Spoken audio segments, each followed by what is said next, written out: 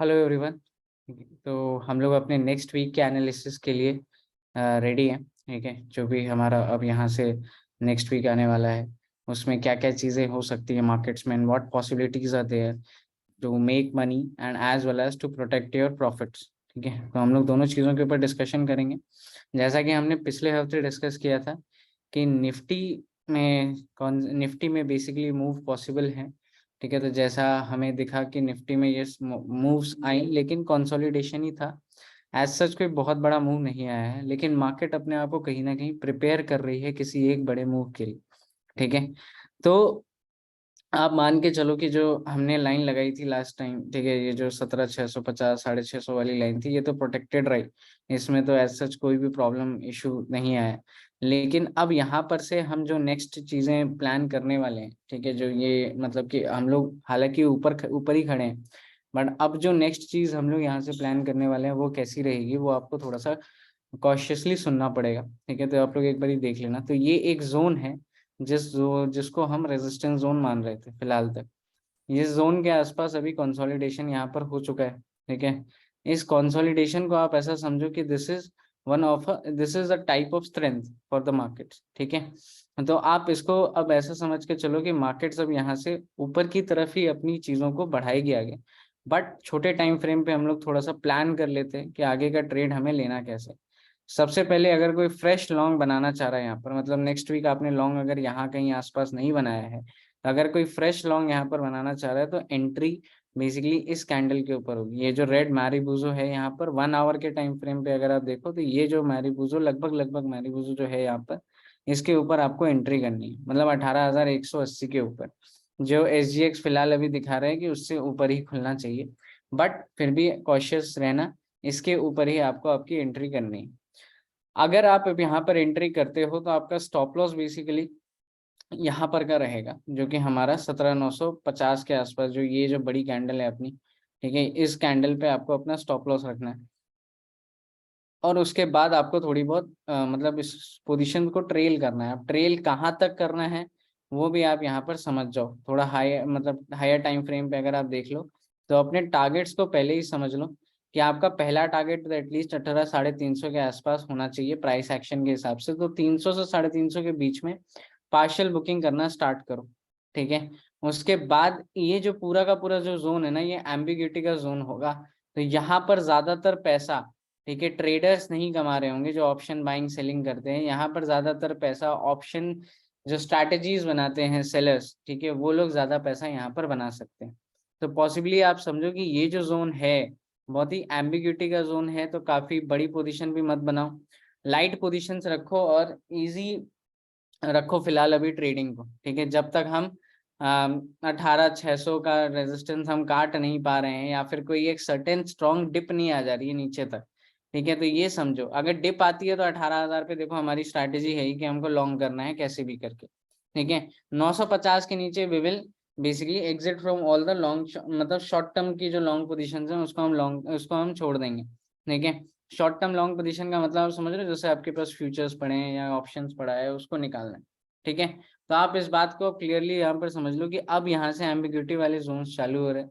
तो आपको 18,350 के आसपास आसपास अपने पोजीशंस को खाली करना है।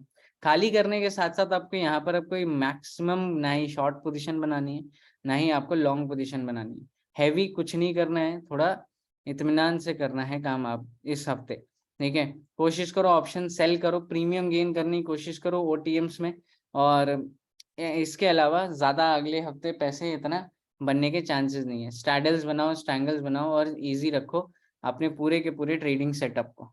ठीक है, अगर बैंक निफ्टी में देख लें तो बैंक निफ्टी में थोड़ा और कॉम्प्लेक्स सेटअप है, क्योंकि वहां पर और बड़ी कंसोलिडेशन चली है। जैसा कि हमने पिछले हफ्ते बातचीत करी थी कि बैंक निफ्टी में कंसोलिडेशन होगी, बैंक निफ्टी पूरी कंसोलिडेशन में ही रही है और अपने हाई के आसपास रही है। लेकिन इसमें देखना है ये आपको अगले हफ्ते, ठीक है, अगले हफ्ते, क्योंकि देखो SBI का भी रिजल्ट अच्छा आया है, बैंक ऑफ बड़ौदा का भी रिजल्ट अच्छा आया है।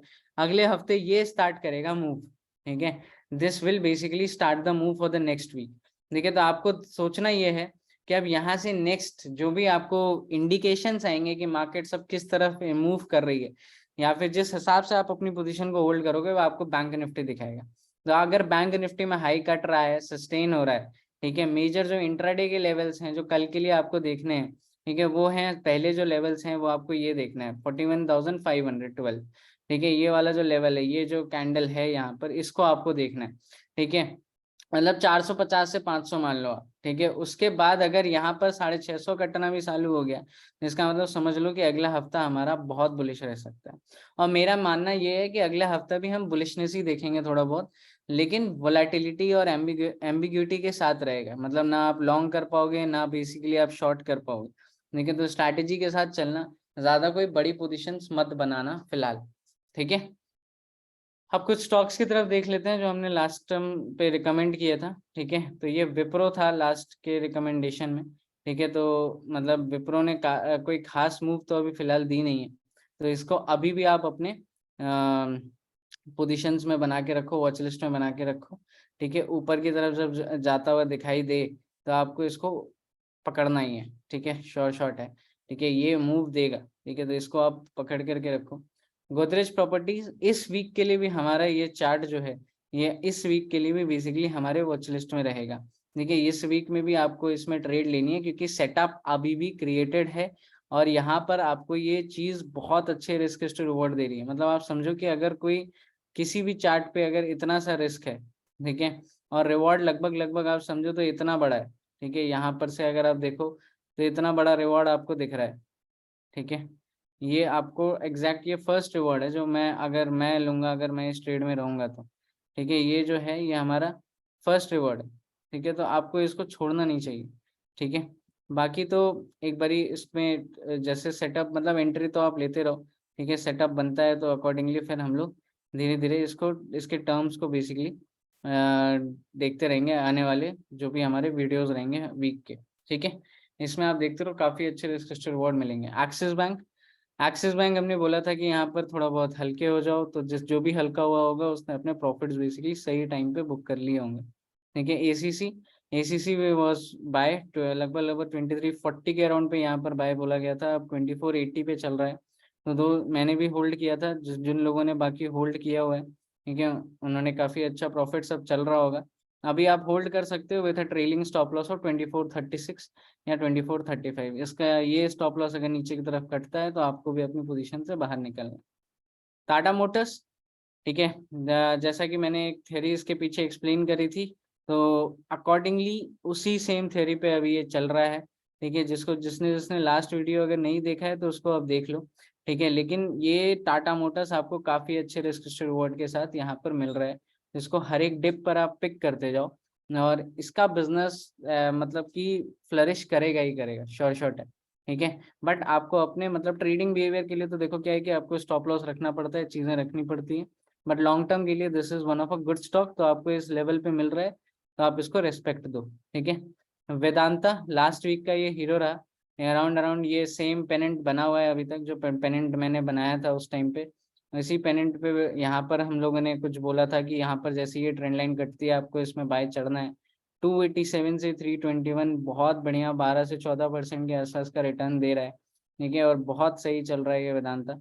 और अभी इसमें एक रेजिस्टेंस टूट के क्लोजिंग हुई है, तो अभी ये थोड़ा बहुत और ऊपर जा सकता है, ठीक है। तो अपना मतलब अब यहाँ पर से अगर कोई होल्ड कर रहा है तो अपना स्टॉप लॉस रखे 304 305, ठीक है। और अगर छोटा टर्म पे आपको स्टॉप लॉस रखना है तो अराउंड अराउंड इस कैंडल का मिडवे, मतलब 50% आपको रखना पड़ेगा, 314 to 330।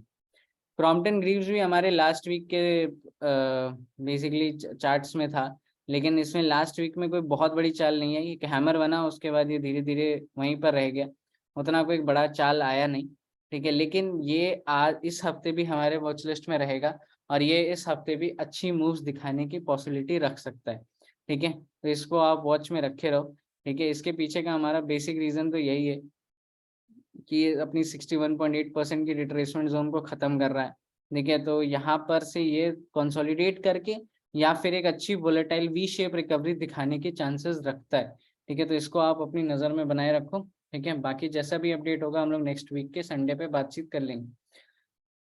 हिंडाल्को, ठीक है, हिंडाल्को बेसिकली रेजिस्टेंस के आसपास आ चुका है, ठीक है। अगर रेजिस्टेंस ये तोड़ता है, मतलब 450 के ऊपर 20 पॉइंट है यहाँ से, अगर 450 के ऊपर जाता है तो इसको आपको उठाना है, और ये वैसे ही सेम मूव देगा जैसे वेदांता ने बेसिकली दी है। ठीक है, तो इसको आप ध्यान में रखो और इसको आप बेसिकली पिक करो। ठीक है, ये इंपॉर्टेंट रहेगा आपके लिए।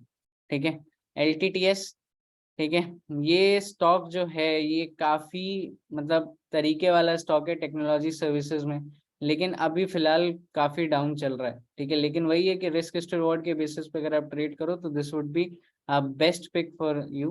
ठीक है, अगर आप ट्रेडिंग बिहेवियर से ले रहे हो, ठीक है, तो आपको छोटा स्टॉप लॉस मिल जाएगा 3326 का, जो कि यहाँ से लगभग 300 पॉइंट के आसपास है। ठीक है, मतलब 10% के अराउंड का स्टॉप लॉस है, और ऊपर आपको जो टारगेट्स मिलेंगे वो काफी ज्यादा हैं। तो आपको इसको एक बार देख लेना है। हालांकि इसमें अगर प्रॉपर कोई ट्रेडिंग एंट्री लेना चाहता है तो 3933 के आसपास इसकी एंट्री बनेगी। ठीक है, बट अभी भी आप इसको अकोमुलेट कर सकते हो, जैसा कि मैं बता रहा हूँ कि IT sector has chances to grow, तो ये स्टॉक भी ग्रोथ रखने के पॉसिबिलिटीज रखता है और पूरा का पूरा वादा है कि आगे बढ़ सके। वोल्टास, ठीक है, ये वोल्टास अब यहाँ से मेरे को ऐसा लगता है कि रिवर्सल चांसेस बना सकता है। ठीक है, वोल्टास बेसिकली अगर आप देखो तो जैसा कि हम फिब रिट्रेसमेंट थ्योरी में जानते ही हैं, ठीक है, कि कोई भी चीज जो होती है एक सर्टेन अमाउंट ऑफ रिट्रेसमेंट करती है। ठीक है, तो अब वोल्टास अगर आप देख लो तो 0.5 मतलब 0.5% की रिट्रेसमेंट कर चुका है। उसके साथ साथ अगर आप यहाँ पर देखो तो लगभग 782, ठीक है, यहाँ से मतलब अगर 61.8% की बातचीत करो तो 782 के आसपास है। तो ये अगर नेक्स्ट वीक में आपको इस जोन्स पे दिखता है 780 से 800 के आसपास, तो इसको आप पिक करते रहो। ठीक है, ये साइक्लिकल स्टॉक्स होते हैं, चलते बहुत अच्छे तरीके से हैं, तो आप इसमें पोजीशंस अपनी बना सकते हो। ठीक है, मतलब बहुत सही स्टॉक्स हैं। ठीक है, M&M, ठीक है, M&M से थोड़ा बहुत आपको यहाँ से अब निकल जाना चाहिए। ठीक है, अगर कोई भी बुलिश पोजीशंस में बैठा है यहाँ पर तो आप अपने प्रॉफिट बुक करो। शॉर्टिंग की तो देखो मैं बताता नहीं हूँ वैसे, लेकिन आप यहाँ से अपने प्रॉफिट बुकिंग कर लो। ठीक है, क्योंकि M&M अब वीकनेस शो करेगा कहीं ना कहीं। ठीक है, तो बेसिकली क्या है कि अगले हफ्ते थोड़ा सा कॉशियस रहना है, उतने ज़्यादा स्टॉक्स अभी नहीं है कि आपको प्रॉपरली हम ब्रेकआउट एंड ब्रेकडाउन्स वाले स्टॉक्स दे पाएँ। बट आप समझ के रहोगे, अगर आप हमारे टेलीग्राम में जुड़े हुए हो तो टेलीग्राम पे तो आपको मिलती रहेंगी चीज़ें।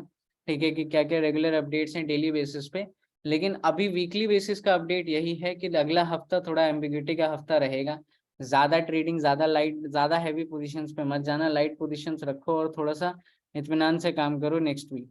ठीक है, इसके बाद मूव्स तो आती रहेंगी देखो। ठीक है, तो आपको कभी भी कुछ बहुत ज्यादा मूव पकड़ के नहीं बैठना है। ठीक है, थोड़ा थोड़ा बुक करते रहो, 1-2% अभी के करेंट स्टेजेस पे। जैसे ही कुछ ब्रेकआउट्स आते हैं तो फिर हम लोग नेक्स्ट अपनी स्ट्रैटेजीज को प्लान करते रहेंगे, और नेक्स्ट वीक भी ऐसे ही मिलते रहेंगे। ठीक है, तो अगर वीडियो समझ में आया, ठीक है, तो अपने हिसाब से आप लोग अच्छे से ट्रेडिंग करना, this is just for educational purpose. ठीक है, तो अपनी जो भी आप लोग पोजीशंस ले रहे हो या जो कुछ भी कर रहे हो तो अपनी प्रॉपर रिस्क मैनेजमेंट के साथ आप लोग करो।